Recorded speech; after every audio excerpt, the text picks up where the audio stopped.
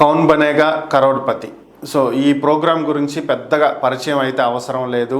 Bollywood star Amitabh Bachchan హోస్ట్గా వ్యవహరిస్తున్నటువంటి ఈ game show ఏదైతే ఉందో దీంట్లో ఒక కీలకమైనటువంటి సన్నివేశం చోటు చేసుకుంది.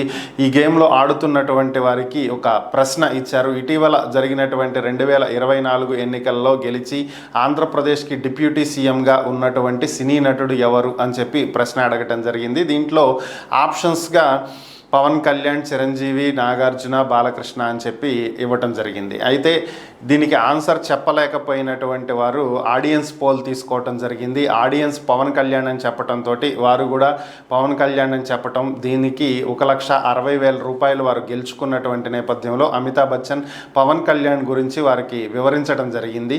సో ఇది కౌన్ బనేగా కరోడ్పతి ప్రోగ్రాంలో పవన్ కళ్యాణ్ గురించి అడిగినటువంటి ఒక ప్రశ్న. దీన్ని జనసేన శ్రేణులు భారీ స్థాయిలో సోషల్ మీడియాలో వైరల్ చేస్తున్నారు.